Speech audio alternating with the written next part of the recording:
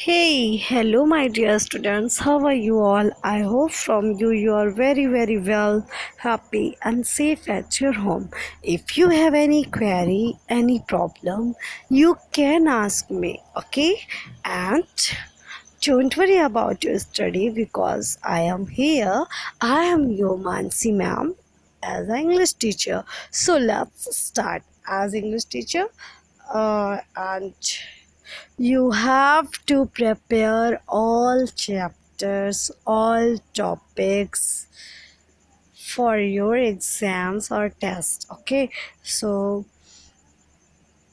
you have to prepare, and we have to give you more interesting and memorable chapters and interesting and valuable exercises. Okay, so let's start. Today we are going to learn more about conjunctions. Okay, so let's start.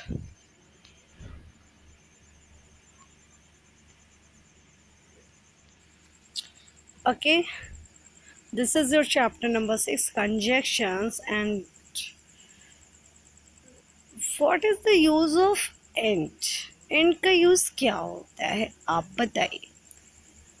पता है and का मतलब होता है हिंदी में और। ठीक है, तो जहाँ हमें ये सेंस देना होगा वहाँ हमें एंड का यूज़ करना पड़ेगा।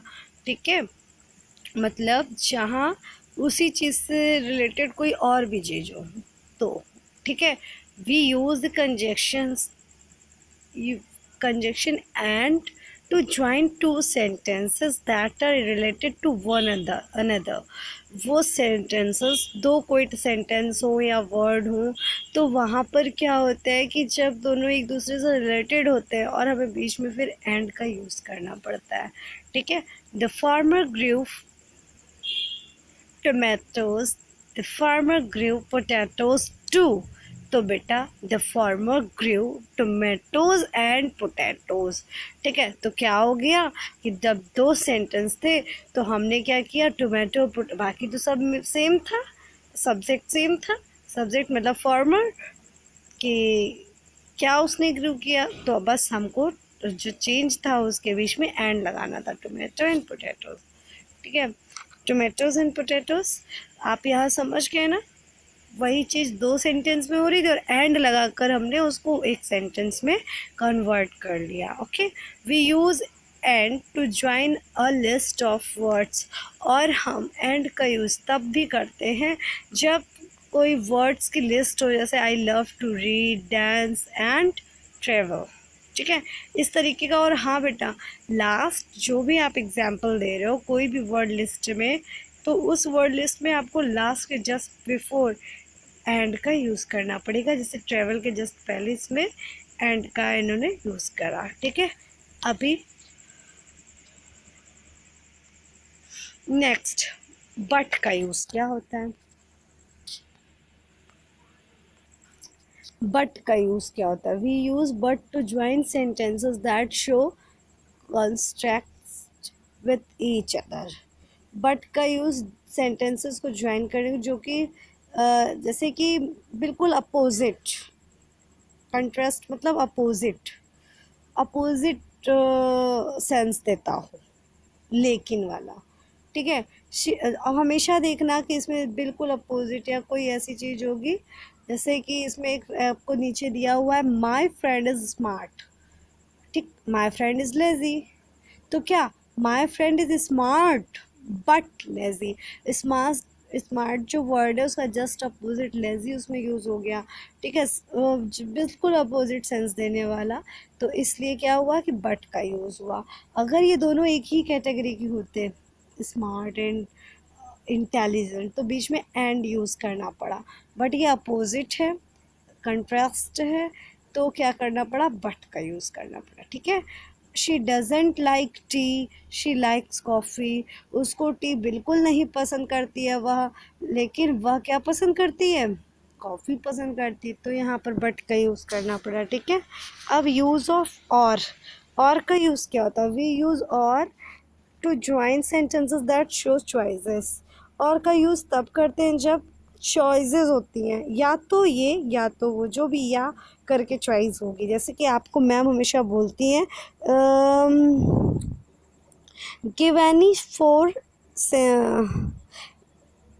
जैसे कि बोल देते हैं कि write an application for sick leaves और write an essay for Diwali.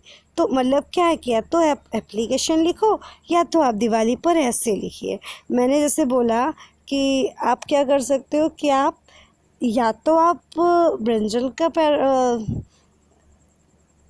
Diagram बना सकते हैं या फिर आप एप्पल का बना सकते हैं। तो जब मैंने एप्पल और ब्रिंजल के जस्ट बीच में और लगा दिया तो आपको इसका मतलब ये समझना चाहिए कि या है, या एक ही चीज़ कर सकते हैं। लेकिन बच्चों मैंने अभी एग्ज़ाम लिए थे जब हाफ ईयरली की, तो मैंने ये देखा था कि मैंने जैसे 2 क्वेश्चंस में चॉइस रखी तो आपने क्या किया कि दोनों ही क्वेश्चन दे दिए। मैंने बोला आपसे कि आपको राइट एनी वन डेफिनेशन, ठीक है, और मैंने लगाया था एडजेक्टिव्स और प्रोनाउन। तो आपने क्या किया, एडजेक्टिव और प्रोनाउन दोनों की डेफिनेशन लिख दी मान लीजिए। तो ये चीज़ गलत है, नंबर आपको एक ही का मिलेगा क्योंकि आपको मैम ने बोला था सिर्फ एक लिखिए। तो कहने का और का मतलब है कि कोई एक चीज़, या का सेंस आ जाएगा, ठीक है। या आप एप्लीकेशन लिखिए या आप ऐसे लिखिए, ठीक है। तो इसी तरीके से ये देखो, टैरो must eat he will faint, टैरो मस्ट ईट और ही विल फेंट, ठीक है। I may eat at restaurant, I may order a meal. तो क्या कि मैं रेस्टोरेंट में खाना खा सकती हूँ, जाकर रेस्टोरेंट पर खाना खा सकते हैं, या फिर घर पर ऑर्डर कर लीजिए खाना। तो यही कहने का मतलब है या का यहाँ पर आ गया आपका सेंस। सो मैंने आपको बोला था कि सो का मीन्स क्या होता है, इसलिए we use so to join sentence to show the purpose of something, ठीक है, जो पर्पस किसी चीज़ का बताता है। जैसे आई वॉज लेट, आई टूक अ टैक्सी।